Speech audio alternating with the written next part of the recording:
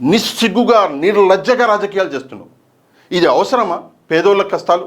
నీకు దమ్ముంటే పోట్లాడు, దమ్ముంటే కొట్లాడు. ఈరోజు 1 ఏప్రిల్ 2024. జనరల్గా ప్రతి నెల 1వ తారీఖు పొద్దున్నే ఇంటికి వచ్చి తలుపు కొట్టి ఇదిగో అవ్వ నీ పెన్షన్, ఇదిగో తాత నీ పెన్షన్ అని చెప్పేసి ఇంటికి వచ్చి వాలంటీర్లు ఇచ్చిపోతుంటారు. గడిచిన 55 నెలల నుంచి ఇదే జరిగింది. కాకపోతే ఈరోజు అంటే 1 ఏప్రిల్ 2024 ఈరోజు వాలంటీర్లు పెన్షన్లు ఇంటికి రాలే. ఎందుకు రాలేదు అంటే ఎవడో తలకు మాసిన ఎదవ పనికిమాలినోడు ఏం చేసిండు అంటే వాలంటీర్ల మీద ఎలక్షన్ కమిషన్కి కంప్లైంట్ ఇచ్చిండు. కంప్లైంట్ని తీసుకున్న ఎలక్షన్ కమిషన్ వాలంటీర్లు ఎలక్షన్లు ఉన్నాయి కాబట్టి వాలంటీర్లు పని చేయకూడదని చెప్పేసి వాలంటీర్లను ఆపేసింది. అందువల్ల ఏమైంది అంటే పాపం అవ్వలు తాతలు ఈ ఏజ్లో 45 డిగ్రీల ఈ ఎండల పోయి సచివాలయాల ముందర లైన్లు కట్టి నిలబడి పాపం పెన్షన్లు తీసుకుంటున్నారు. ప్రజలకి ఈ కష్టం అసలు ఎందుకు వచ్చింది, ఆ కంప్లైంట్ ఇచ్చినోడు ఎవడు, ఈ పొలిటికల్ గేమ్ ఎట్లా స్టార్ట్ అయింది అన్న విషయాలన్నీ నేను డీటెయిల్గా కొంచెం చెప్తా. కాకపోతే షార్ట్ ఫామ్లో చెప్తా, మీరు అర్థం చేసుకోవడానికి ట్రై చేయండి. ఇక్కడ ఈరోజు ఈనాడు న్యూస్ పేపర్ చూడండి. ఈరోజు సాక్షి పేపర్ చదవక్కర్లే, మనం ఈనాడులో ఏమి ఇచ్చిండో చూద్దాం. ఏప్రిల్ 1, 2024 ఈరోజు ఏంటి అంటే వారే అడ్డుకుంటూ నెపం టీడీపీపై నెట్టేస్తూ, అంటే వైసీపీనే అడ్డుకున్నది, నెపం మాత్రం టీడీపీ మీద నూకేస్తున్నది అని చెప్పేసి ఇక్కడ ఒక హెడ్డింగ్ ఇచ్చినాడు. అంటే వాలంటీర్లు రాకుండా అడ్డుకున్నది వైసీపీనే, నెపం మా మీద నూకుతున్నారు అంటున్నాడు చంద్రబాబు నాయుడు. సరే, ఇప్పుడు కంప్లైంట్ ఇచ్చినోడు ఎవడు అది మనం ఓసారి చూద్దాం. కంప్లైంట్ ఇచ్చింది ఎవడు అంటే నిమ్మగడ్డ రమేష్ కుమార్. ఈయన రిటైర్డ్ ఐఏఎస్ ఆఫీసర్. ఈయన మనకి ఎన్నికల అధికారిగా ఉండే ఆంధ్రప్రదేశ్లో ఎన్నికల అధికారిగా ఉన్నప్పుడు ఈయన చేసిన పనులు మనందరికీ గుర్తుండే ఉంటుంది. ఒక రాజ్యాంగబద్ధమైన పొజిషన్లో ఉండి అనధికారికంగా ఎలక్షన్లని పోస్ట్పోన్ చేసినోడు ఈయననే. ఈయన చంద్రబాబు నాయుడుకి రైట్ హ్యాండ్ అని చెప్పేసి అప్పట్లో పెద్ద టాక్ నడిచింది.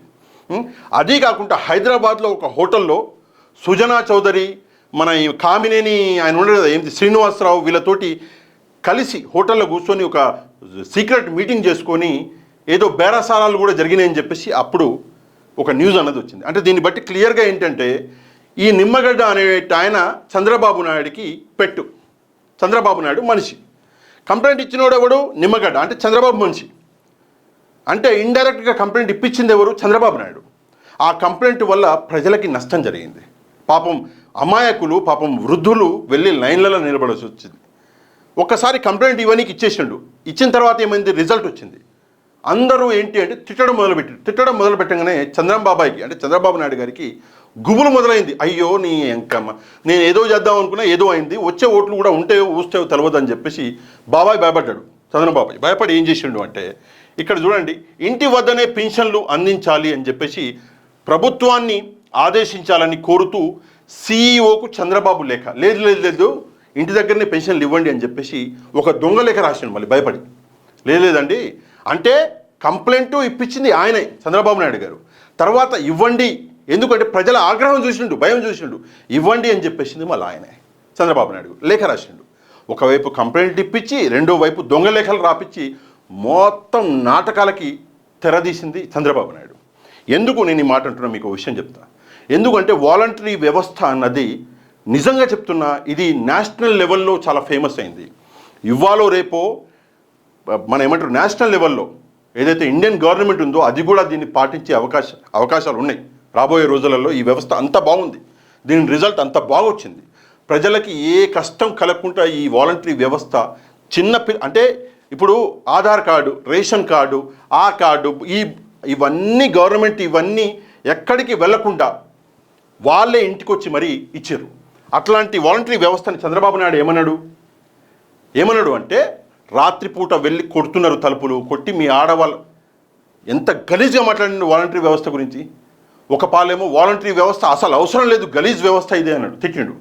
అదీ కాకుండా దత్తపుత్రుడు మన పవన్ కళ్యాణ్ గారు అయితే ఏకంగా 1000 మంది అమ్మాయిలు మాయమయ్యారు, అమ్మాయిల్ని కిడ్నాప్ చేస్తుర్రు ఈ వాలంటరీ వ్యవస్థ వల్ల అని చెప్పేసి ఒక పెద్ద అభాండం వేశాడు.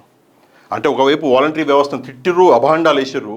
మొన్న సర్ప్రైజింగ్ కొన్ని రోజుల కింద చంద్రబాబు నాయుడు గారు ఒక సభలో మాట్లాడుకుంటూ లేదు నేను వాలంటరీ వ్యవస్థను తీసేయను.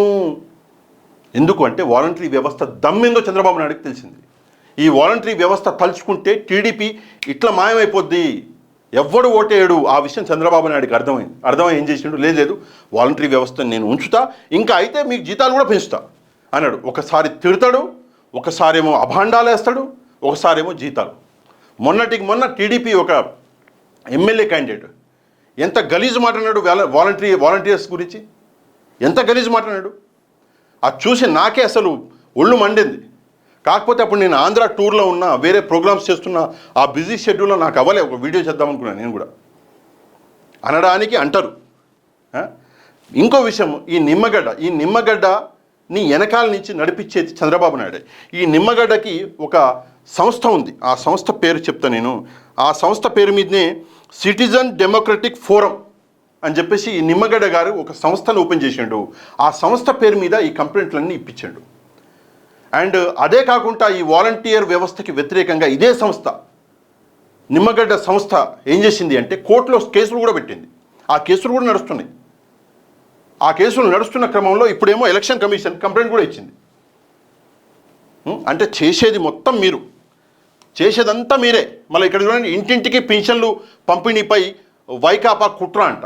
కుట్ర చేసింది నువ్వు. వాలంటీర్ వ్యవస్థ మీద ఇంత పెద్ద కుట్ర చేసి సామాన్య ప్రజల్ని 45 డిగ్రీల ఎండల, ఒకవైపు న్యూస్లలో బయటికి వెళ్ళకండి, ఎండలు చాలా ఉన్నాయి అంటే పెన్షన్ కోసం పాపం ముసలోళ్ళని బయటికి వెళ్ళేటట్టు చేసినావు నువ్వు. అసలు ఎట్లాంటి మనిషివి? రాజకీయాలలో ఎంత నీచానికి దిగజారాలో అంత నీచానికి దిగజారుతున్నావు. రోజు రోజుకి ఆ పొజిషన్కి వస్తున్నావు. నిస్సిగ్గుగా నిర్లజ్జగా రాజకీయాలు చేస్తున్నావు. ఇది అవసరమా? పేదోళ్ళ కష్టాలు. నీకు దమ్ముంటే పోట్లాడు, దమ్ముంటే కొట్లాడు. నీకు ధైర్యం ఉంటే ఒంటరిగా వచ్చే ధైర్యం అయితే లేదెట్ను, అది అందరికీ తెలుసు. కానీ ఇట్లా ప్రజల్ని పీడించడం, సరే పీడించినవు, ప్రజలు నీకు ఓటు ద్వారా నీకు ఏం చేయాలో చేస్తారు. ఈనాడైనా కొంచెమన్నా లజ్జ ఉండాలి. లజ్జ అనేది కామన్ వర్డ్, మనకు అది తిట్టులాగా కనిపిస్తుంది, కానీ అది నార్త్ ఇండియాలో అటు ఇటు పోతే కామన్గా యూజ్ చేస్తారు. అరే లజ్జ లేదు అని. కొంచెమన్నా లజ్జ ఉండాలి ఏనికి. క్లియర్ కట్గా సరే ఇంత వేసాను కదా, ఇంత మొత్తం సొల్లు రాసిండు ఈనాడు ఆయన. ఎవరు, ఏ కంపెనీ అన్నది కంప్లైంట్ ఇచ్చింది? కంప్లైంట్ ఇచ్చిన వాడి పేరు రాసినవా నువ్వు? ఈడ ఏ కంపెనీ కంప్లైంట్ ఇచ్చిందో పేరు రాసినవా? ఏది దమ్ముంటే రాయి చూద్దాం. పొద్దున్నే చంద్రబాబు వచ్చి నీ కుతిక మీద కాలు పెట్టి కూర్చుంటాడు. నిజాలు రాసే దమ్ము లేదు. అబద్ధాలను ప్రచారం చేయాలి, అమాయకులు నిరికించాలి. ఒకవైపేమో నువ్వే కంప్లైంట్లు ఇవ్వాలి, రెండో వైపేమో మళ్ళీ వైసీపీని బదనాం చేయాలి. ఇదేం రాజకీయం? నాకు అర్థం కాదు. మంచి చేస్తా అని చెప్పు, నీ మాటలు నమ్మిన కొంతమంది ఉంటారు, ఒకలో ఇద్దరు 1000కి, వాళ్ళు ఏమైనా ఓట్లు వేస్తారేమో చూద్దాం. ఎందుకంటే 2014లో చెప్పినవన్నీ మొత్తం తీసుకెళ్ళి మోరీలో పడేసినావు. మళ్ళీ తిరిగి చూడలే ఇచ్చిన హామీలు 2014లో. అందుకే జనాలు 2019లో తీసుకుపోయి నేను తోపుషర్లకు దూశారు. అయినా కూడా కొంచెం కూడా సిగ్గు రాకుండా మళ్ళీ ఇట్లాంటివి చేయడం ఎంత నీచ రాజకీయం అండి ఇది? నాకు అర్థం కాదు. పేదోళ్ళు అది ముసలోళ్ళ ముద్ద లాక్కుంటావా? కొంచెమైనా సిగ్గుండాలి మనకి. రాజకీయాలు ఈ లెవెల్కి మనం దిగజార్చుకోవాలా? ఓట్ల కోసం ఈ లెవెల్కి పడిపోవాలా? రాజకీయాలు దిగజారుతున్నాయి అంటే మీడియా ఇంకా చాలా దిగజారిపోతుంది. ఇక్కడ లెక్కలు కూడా రాసిన నిన్న, రాష్ట్రంలో సచివాలయాలు ఎన్ని ఉన్నాయి, సచివాలయాలు అది ఉన్నాయి, ఇది సరే ఇదంతా రాసినావు కదా నువ్వు. అంటే సచివాలయాలు తలుచుకుంటే వాళ్ళే చేయగలరు అని చెప్పేసి ఇది ఒక మీనింగ్ వచ్చేటట్టు రాసిండు. అంటే వాలంటరీ వ్యవస్థ వద్దంటవా? చెప్పు, దమ్ముంటే చూద్దాం. ఆ వాలంటీర్లే నిన్ను తొక్కేస్తారు తోపుషర్లకి, అది కూడా చూసుకో. అందుకే ఏదైనా ఒక మాట మాట్లాడే ముందు ఫర్మ్గా దాని గురించి ఆలోచించుకోవాలి. ఇది ఎవడో రోడ్డు మీద పోయేటట్టు మాట్లాడేది. నువ్వు పార్టీకి చీఫ్, సరే ఆ పార్టీ నీది కాదు, ఇక మామని తోసినావు, నువ్వు తీసుకొచ్చినావు, అది వేరు. కానీ స్టిల్ ఆ పార్టీకి చీఫ్ నువ్వే. నువ్వు మాట్లాడితే క్రెడిబిలిటీ ఉండాలి. క్రెడిబిలిటీ లేకుండా పవన్ కళ్యాణ్ లాగా పొద్దున్న నా తల్లిని అవమానించిన సాయంత్రం పోయి మళ్ళీ లోకేష్ సంఖ్యకింటే పవన్ కళ్యాణ్కి చంద్రబాబుకు డిఫరెన్స్ ఏముంటుంది? 40 years ఇండస్ట్రీ, 14 ఏళ్ళు సీఎం చేసినా అంటావు. ఏం చేసినావు? ఇట్లనా చేసింది? ఓరి అమ్మ, చిన్నపిల్లలు మేలుగా ఉన్నారు దీనికంటే. అసలు ఒక్క విషయం చంద్రబాబు నాయుడు గారి గురించి నేను ఒక విషయం చెప్పాలనుకుంటే ఏంటంటే, చంద్రబాబు నాయుడు నేను పెద్ద అది విజనరీ బొల్లు అనుకుంటాడు, కానీ విజనరీ ఏం లేదు, బొచ్చే లేదు. చంద్రబాబు నాయుడు గారి పార్టీ ఇన్నిసార్లు గెలిచిందంటే ఓన్లీ దానికి కారణం కాస్ట్ మీదనే గెలుస్తున్నారు. కులం ఆ కుల పిచ్చి వల్ల కుల గజ్జున్నోళ్ళే వేస్తున్నారు ఓట్లు, కానీ వేరే ఎవరు లేరు. నేనేదో నాలెడ్జబుల్ మ్యాన్ అది ఇది అని చెప్పేసి నేను అనుకునేటోడిని, కానీ అట్లా ఏం లేదు. ఇప్పుడు నేను ఇన్ని రోజుల నుంచి తిరుగుతున్నాగా అటు ఇటు, రోజు రోజుకి నా దృష్టిలో అయితే ఇంకా పడిపోతున్నాడు. ఆయన తీసుకున్న ఒక్క స్టెప్, ఒక్కటన్నా సంక్షేమ పథకం దాన్ని ఫుల్ ఫ్లెడ్జ్గా అమలు చేసిండు 100% అంటే ఇంతవరకు చేయలే. కాకపోతే గాలి మాటలు, గాలి విషయాలు. మొన్న చూసిన ఒక వీడియో, ఎవరో వచ్చి లేడీ, మీరేం చేశారు పాలరా, కళ్ళు ఓపెన్ చేసి కళ్ళద్దాలు పెట్టుకుని పాలరా, ఆంధ్రప్రదేశ్కి వచ్చి చూడు, అక్కడ సచివాలయాలు చూడు, అక్కడ చూడు, స్కూల్స్ చూడు, వెళ్ళి ఫస్ట్ ఆరోగ్య కేంద్రాలు చూడు ఎట్లున్నాయో, అవన్నీ చూసి మళ్ళీ పోయి చంద్రబాబు నాయుడు గారి హయాంలో ఎట్లున్నాయో ఒకసారి గుర్తు చేసుకొని నీకు క్లారిటీ వస్తుంది. కాకపోతే ఈ సచివాలయాల విషయంలో ఈయన చేసిన గలీజ్ పని మాత్రం నిజంగా నాకైతే ఒళ్ళు మండిపోతుంది. ఈ వీడియోని మ్యాక్సిమం షేర్ చేయండి. మీకు ఎంతమంది తోస్తే అంతమందికి మ్యాక్సిమం షేర్ చేయండి. మీకు కంటెంట్ నచ్చితే లైక్ చేయండి, మన ఛానల్ని సబ్స్క్రైబ్ చేసుకోండి. నెక్స్ట్ వీడియోలో మళ్ళీ కలుద్దాం. అంతవరకు థ్యాంక్ యూ వెరీ మచ్. జై హింద్.